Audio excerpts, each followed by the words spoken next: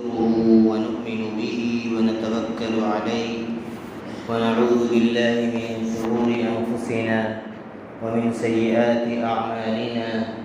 من يهده الله فلا مضل له ومن يضلله فلا هادي له ونشهد أن لا إله إلا الله وحده لا شريك له ونشهد أن سيدنا وإمامنا وقدوتنا وشفيعنا محمدا عبده ورسوله صلى الله تعالى عليه وعلى آله وأصحابه وأزواجه وبناته وأهل بيته أجمعين ومن تبعهم بإحسان ودعا بدعوتهم إلى يوم الدين وبارك وسلم تسليما كثيرا أما بعد.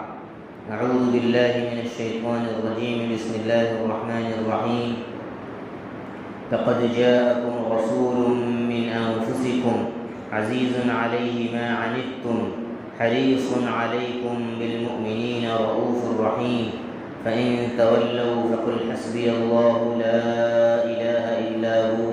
عليه توكلت وهو رب العرش العظيم. وكما جاء في الحديث أن النبي صلى الله عليه وسلم قال إنما بعثت لأتمم مكارم الأخلاق ومحاسنها. ونبیوں میں رحمت لقب پانے والا مرادیں غریبوں کی بر لانے والا بداندیش کے دل میں گھر کرنے والا وہ اپنے پرائے کا غم کھانے والا اتر کر حرا سے سوئے قوم آیا اور ایک نسخہ کی میاں ساتھ لایا. میرے محترم ایمانی بھائیوں، بزرگوں اور دوستوں، اللہ رب العزت کا فضل و کرم ہے، اس کا احسان ہے کہ اللہ تعالیٰ نے ہمیں عافیت سے رکھ کر اپنے پاک گھر میں آنے کی توفیق عطا فرمائی ہے. یہ ربیع الاول کا مہینہ شروع ہو چکا ہے. آج 2 تاریخ ہے. ربیع کے معنی آتے ہیں موسم بہار. اٹ از اسپرنگ، جو خزاں کے بعد، پتجھڑ کے موسم کے بعد جو بہار کا موسم آتا ہے، جس میں پھول کھل جاتے ہیں، ہر طرف ہریالی ہو جاتی ہے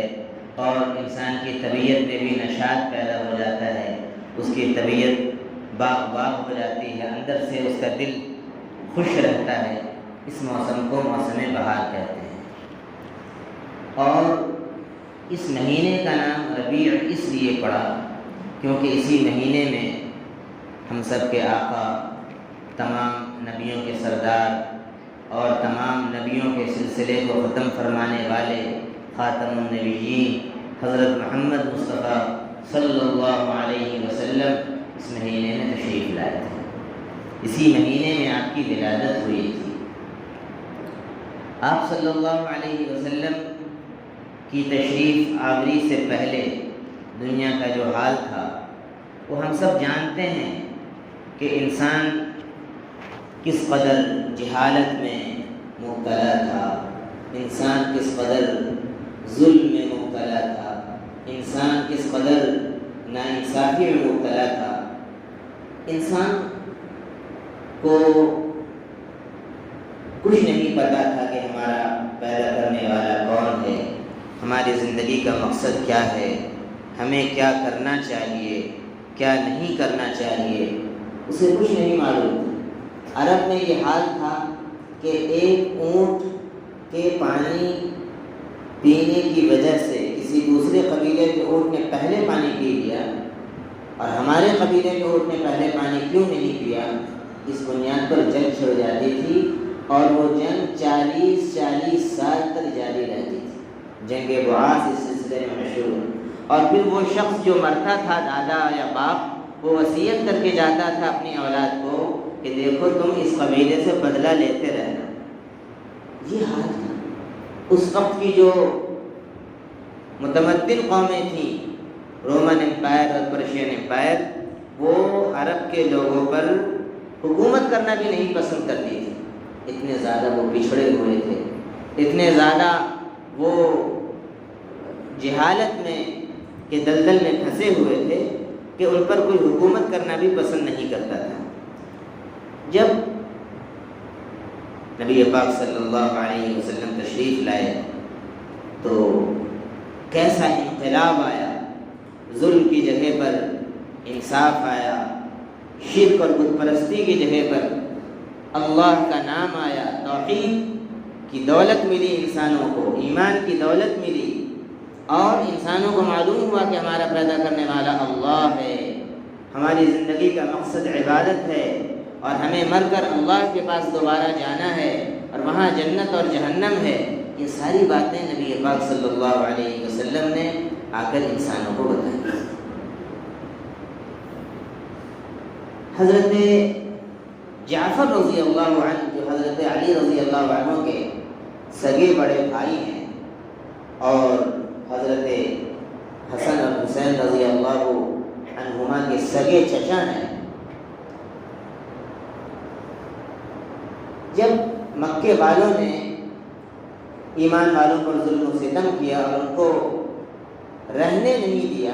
تو سب سے پہلی ہجرت حبشہ کی طرف ہوئی تھی۔ آپ لوگوں نے سنا ہوگا، اکثر لوگ جانتے ہوں گے، نبی پاک صلی اللہ علیہ وسلم نے صحابہ سے فرمایا کہ وہاں ایک ایسا بادشاہ ہے جو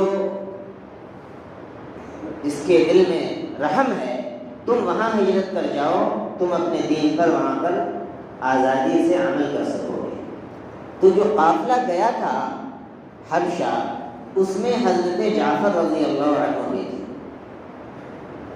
میں یہ واقعہ اس لیے سنا رہا ہوں کہ اس سے آپ اندازہ لگائیں گے کہ نبی کے آنے سے پہلے، نبی پاک صلی اللہ علیہ وسلم کی تشریف آوری سے پہلے، آپ کی ان پاکیزہ تعلیمات کو دنیا والوں کے ملنے سے پہلے دنیا کی کیا حالت تھی، وہ پورا نقشہ حضرت جعفر رضی اللہ عنہ نے کھینچ کر رکھ دیا۔ جب وہ لوگ گئے تو مکے کے کافر دشمنی کی انتہا کو پہنچے ہوئے تھے، ان کو خبر لگی تو یہ بھی پیچھے پیچھے گئے۔ اس میں عبداللہ بن ابی ربیعہ تھا اور عمرو بن العاص تھے، یہ دونوں بھی گئے اور بڑے قیمتی ہدیے لے کر، تحفے لے کر نجاشی کے لیے گئے، اور نجاشی کو پیش کیا اور کہا کہ دیکھیے ہمارے یہاں سے چند سر پھرے نوجوان جو ہیں وہ ہمارے دین کو چھوڑ کر آپ کے پاس آتے ہیں، نہ وہ آپ کے دین پر عمل کرتے ہیں نہ ہمارے دین پر ہیں۔ تو نجاشی جو بادشاہ تھے، تو ان لوگوں نے یہ کہا کہ مطالبہ کیا کہ ان نوجوانوں کو ہمارے حوالے کر دیں۔ یہ چاہتے تھے کہ کسی طریقے سے پھر دوبارہ لے جا کر ان پر ظلم کریں۔ تو نجاشی کے مزاج میں انصاف تھا، اس نے کہا کہ میں ایسے حوالے نہیں کر سکتا ہوں، جب تک میں ان سے بلا کر ان کی بات نہ سن لوں، ان سے بات نہ کر لوں، ان کی بات کو سمجھ نہ لوں، اس وقت تک میں حوالے نہیں کر سکتا۔ تو نجاشی نے بلا بھیجا، تو جب سب لوگ آئے تو حضرت جعفر رضی اللہ عنہ اس قافلے کے امیر تھے۔ نجاشی نے پوچھا کہ کیا بات ہے، تم کیوں اپنے باپ دادا کے دین کو چھوڑ چکے ہو اور یہاں پر تم نے آ کر بنا لی ہے؟ تو حضرت جعفر رضی اللہ عنہ نے جو تقریر کی ہے نجاشی کے سامنے، اور جو اسلام سے پہلے کی جو حالت تھی اس کی برائی بیان کی، اور اسلام کے بعد کی جو خوبیاں تھیں، نبی پاک صلی اللہ علیہ وسلم کے صدقے میں جو دولت ملی تھی ایمان کی، اس کی جو تصویر کشی کی ہے وہ ایسی ہے کہ آپ پوری بات اس سے سمجھ سکتے ہیں۔ اور بادشاہ پھر قائل ہو گیا نجاشی، اور اس نے کہا کہ میں ان کو حوالے نہیں کر سکتا۔ اس نے کہا ایھا الملک، حضرت جعفر رضی اللہ عنہ نے بادشاہ کے سوال کے جواب میں کہا ایھا الملک، اے بادشاہ، کنا قوما اہل جاہلیت، ہم جہالت میں پڑے ہوئے لوگ تھے، ہمیں کچھ نہیں معلوم تھا۔ نعبد الاصنام، ہم مورتی پوجا کرتے تھے، بتوں کی پرستش کرتے تھے۔ ونأکل المیتہ، مردار کھاتے تھے۔ ونأتی الفواحش، تمام برے کام، گناہ کے کام ہم کرتے تھے۔ ونقطع الارحام، رشتوں کو ہم کاٹتے تھے۔ ونسیء الجوار، پڑوسیوں کا خیال نہیں رکھتے تھے۔ ویأکل القوی منا الضعیف، ہر طاقتور ہم میں سے کمزور کو کھا لیتا تھا، دبا لیتا تھا۔ فَكُنَّا عَلَى ذَلِكَ، ہم اسی حال پر تھے، حَتَّى بَعَثَ اللَّهُ عَزَّ وَجَلَّ إِلَيْنَا رَسُولًا، یہاں تک کہ اللہ تعالیٰ نے ہمیں میں سے ہماری طرف ایک ایسے رسول کو مبعوث کیا، نَعْرِفُ نَسَبَهُ وَصِدْقَهُ وَأَمَانَتَهُ وَعَفَافَهُ، جس کے نسب کو، جس کے خاندان کو، اور جس کی سچائی کو، جس کی امانت داری کو، جس کی پاک دامنی کو ہم خوب اچھی طرح جانتے ہیں۔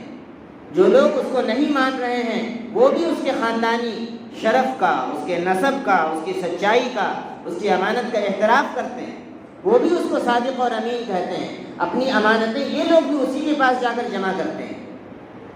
فَدَعَانَا إِلَى اللَّهِ عَزَّ وَجَلَّ، تو اس نبی نے ہم کو ایک اللہ کی طرف بلایا، دعوت دی، لِنُوَحِّدَهُ، تاکہ صرف ہم اس ایک اللہ کو مانیں، وَنَعْبُدُهُ، اور صرف اسی کی عبادت کریں، وَنَخْلَعَ مَا كُنَّا نَعْبُدُ نَحْنُ وَآبَاؤُنَا مِن دُونِهِ مِنَ الْحِجَارَةِ وَالْأَوْثَانِ، اور ہم اپنے گردن سے اتار پھینکیں ان تمام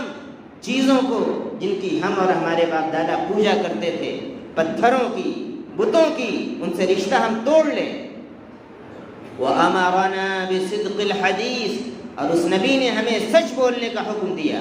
وَأَدَاءِ الْأَمَانَةِ، امانت کو ادا کرنے کا حکم دیا، وَصِلَةِ الرَّحِمِ، اور رشتے کو جوڑنے کا حکم دیا، وَحُسْنِ الْجِوَارِ، پڑوسیوں کے ساتھ اچھا سلوک کرنے کا حکم دیا، وَكَفِّ الْأَذَى، کسی انسان کو بھی، کسی جانور کو بھی، کسی بھی چیز کو ناحق تکلیف پہنچانے سے ہمیں روکا اس نے، وَالْكَفِّ عَنِ الْمَحَارِمِ وَالدِّمَاءِ، اور حرام کی ہوئی چیزوں کو اور خون کو بہانے سے، ناحق قتل کرنے سے اس نے ہم کو روک دیا، وَنَهَانَا عَنِ الْفَوَاحِشِ، تمام بری حرکتوں سے، فحش کاموں سے، بیہودہ کاموں سے اس نے ہمیں منع کر دیا، وَقَوْلَ الزُّورِ، جھوٹ بولنے سے منع کیا، وَأَكْلِ مَالِ الْيَتِيمِ، یتیم کا مال کھانے سے اس نے منع کیا، وَقَذْفِ الْمُحْصَنَاتِ، جو پاک دامن عورتیں ہیں، عزت والی عورتیں ہیں، ان پر غلط الزام لگانے سے روک دیا، وَأَمَرَنَا أَن نَعْبُدَ اللَّهَ، اور اس نے ہمیں حکم دیا کہ ہم صرف ایک اللہ کی عبادت کریں، وَلَا نُشْرِكَ بِهِ شَيْئًا، اور اس کے ساتھ کسی کو بھی شریک نہ کریں، وَأَمَرَنَا بِالصَّلَاةِ، اس نے ہمیں نماز کا حکم دیا، وَالزَّكَاةِ، زکوٰۃ کا حکم دیا، وَالصِّيَامِ، روزہ رکھنے کا حکم دیا، فَصَدَّقْنَاهُ، تو ہم نے اس کی تصدیق کی، اس کی بات کو مان لیا، وَآمَنَّا بِهِ، اور اس پر ایمان لے کر آ گئے، فَعَبَدْنَا اللَّهَ عَزَّ وَجَلَّ، تو ہم نے صرف ایک اللہ کی عبادت کی، فَلَمْ نُشْرِكْ بِهِ شَيْئًا، اس کے ساتھ کسی کو بھی شریک نہیں کیا، وَحَرَّمْنَا مَا حَرَّمَ عَلَيْنَا، جن باتوں کو نبی نے ہمارے لیے حرام قرار دے دیا ہم نے بھی اس کو اپنے اوپر حرام قرار کر لیا،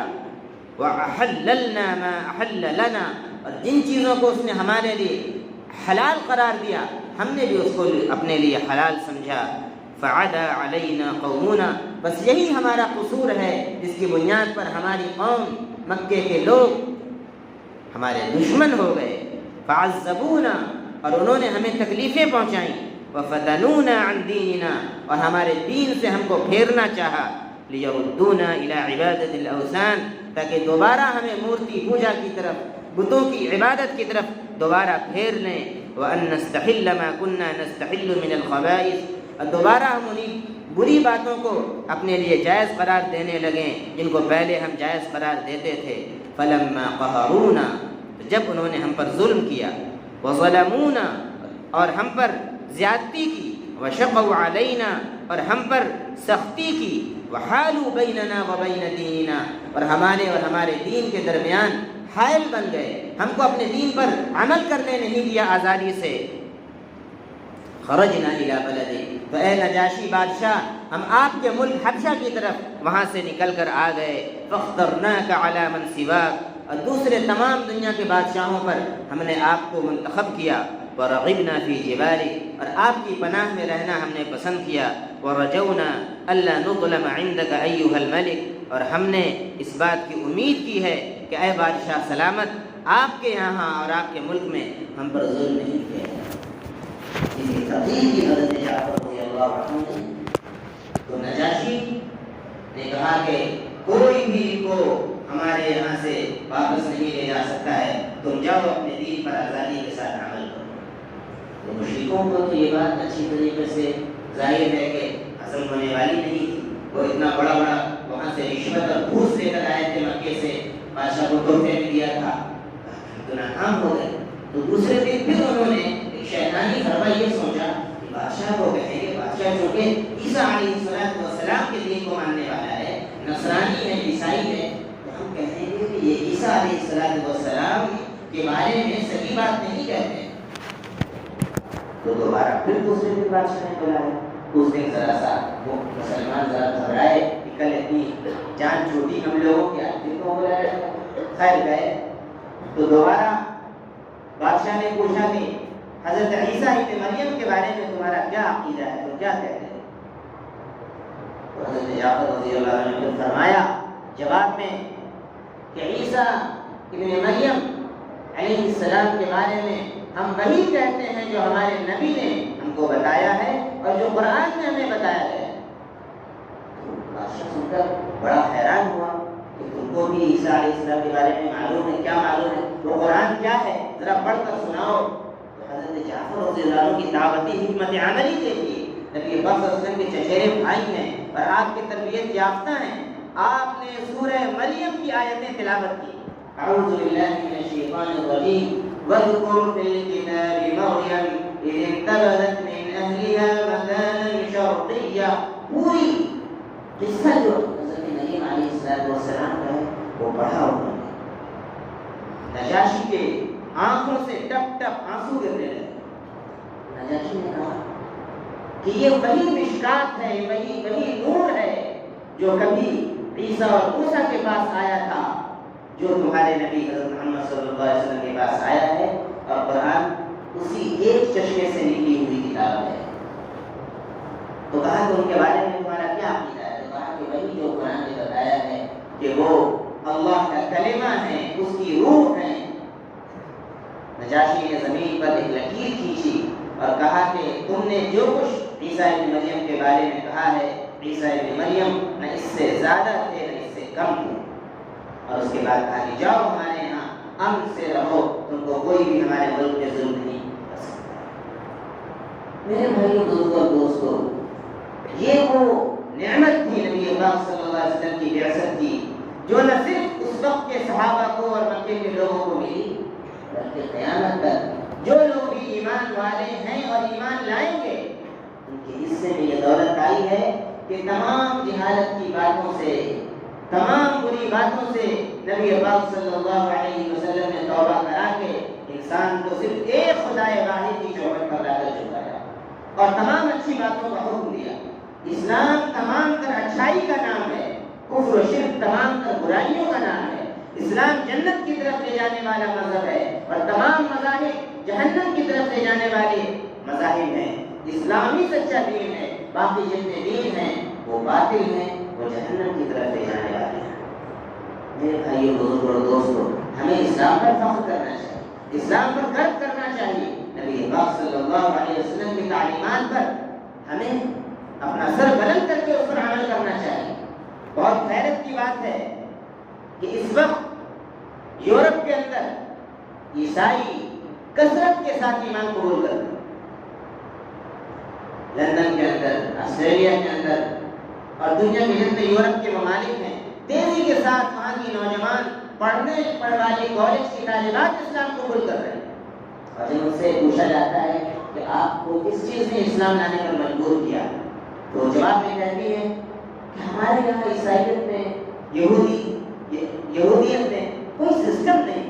انسان جانوروں کی طرح جو چاہتا ہے کرتا ہے,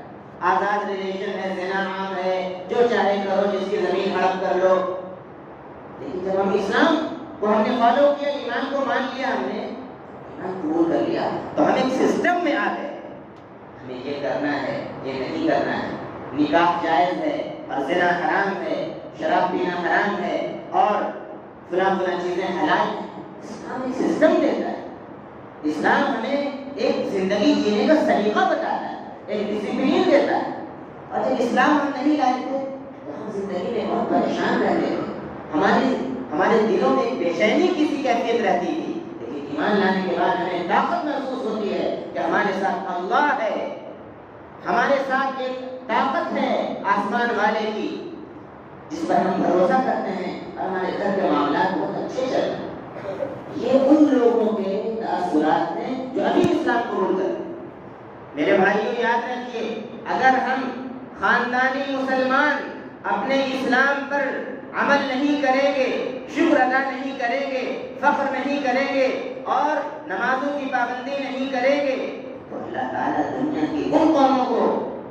ہدایت دے دے گا جن کو ہم سمجھتے ہیں کہ یہ اسلام والے نہیں ہیں، اور اللہ تعالیٰ ان سے اسلام پر عمل بھی کروا کے دکھائے گا اور اسلام کی دعوت بھی ہم سے زیادہ ان سے عام ہوگی اور وہ ہم سے پہلے جنت میں چلے جائیں۔ ہم اس خوشفہمی میں نہ رہیں کہ ہم تو مسلمان ہیں۔ مسلمان ہونا اور ہے، مسلمان بن کے دکھانا اور ہے، ایمان والا ہونا اور ہے، سرٹیفکیٹ میں اور آدھار کارڈ میں ایمان والا کا نام ہونا اور ہے، اور پورے اسلام پر عمل کر کے دکھانا اور ہے۔ ضرورت اس بات کی ہے کہ ہم سب اسلام میں پورے کے پورے داخل ہو جائیں، حلال چیزوں کو اپنائیں، حرام چھوڑ دیں، شراب سے، جوئے سے سچی توبہ کر لیں، اللہ کے گھر میں ہم ہیں،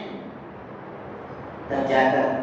ہماری زندگی اچھی ہوگی، ہمارے گھر کا ماحول اچھا ہوگا، ہمارے معاشرے کا ماحول اچھا ہوگا، اور وہ قوم جو ہمیں یہاں پر دبا رہی ہے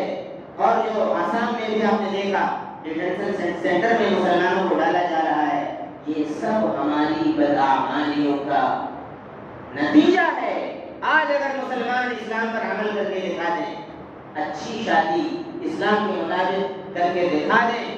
یہ قوم ایمان لانے پر مجبور ہو جائے گی۔ یہ قوم ہم اگر وہ اخلاق کے سامنے پیش کرتے ہیں جو نبی پاک صلی اللہ علیہ وسلم نے پیش کیے تھے، یہ اسلام پر عمل کرنے کے لیے تیار ہیں، یہ اسلام لانے کے لیے تیار ہیں،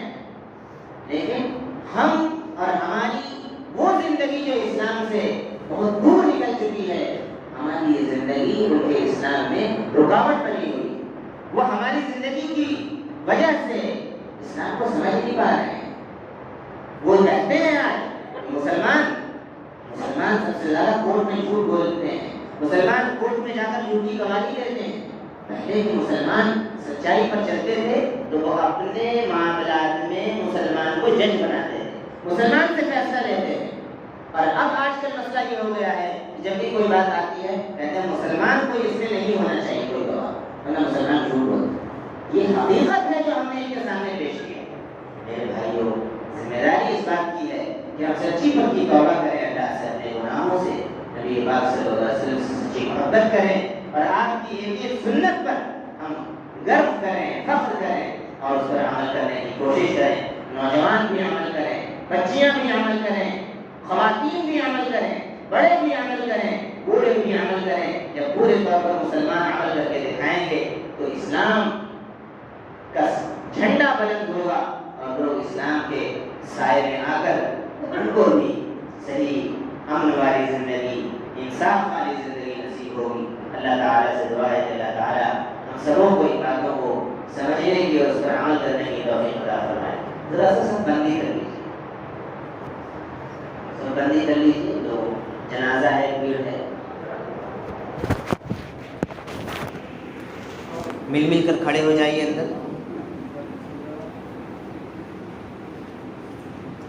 اندر کے حصے میں جگہ پر ہو گئی ہو تو بیٹھ جائیں۔ ایک ضروری اعلان ہے، یہ جو وقف کا مسئلہ چل رہا ہے، جو ہماری مسلم اوقاف ہیں، ہماری مسجدیں، مدرسے، قبرستان، درگاہیں، اس پر حکومت کی بری نیت ہے، اسی وجہ سے وہ نیا وقف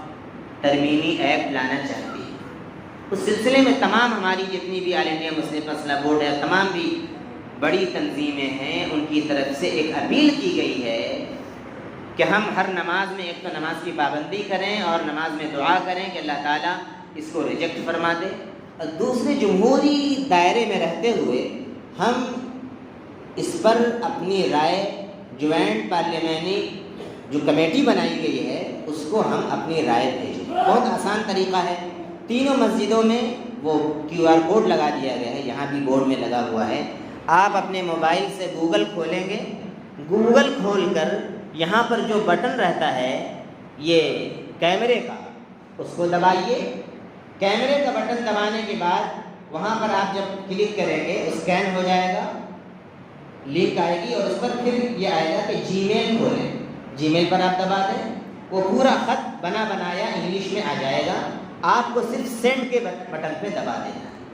تو اس طریقے سے ابھی 13 تاریخ تک وقت ہے، تینوں مسجدوں میں بھی لگا دیا گیا ہے، چوک میں بھی لگا دیا گیا ہے، بہت سے لوگوں کے موبائل میں آ چکا ہے۔ تو آپ جتنا زیادہ رائے بھیجیں گے، یہ اس وقت گویا کہ ووٹ کی حیثیت ہے، جتنا زیادہ رائے جائے گی کہ بھائی ہم اس بل کو ریجیکٹ کرتے ہیں، ہم اسٹیک ہولڈر ہیں، مسلمانوں کے اوقاف ہیں، ہمارے باپ دادا نے کیا ہے، آپ کو کیا ضرورت ہے اس میں ترمیم کرنے کی؟ ہندوؤں کا وقف ہے، ہندو اس میں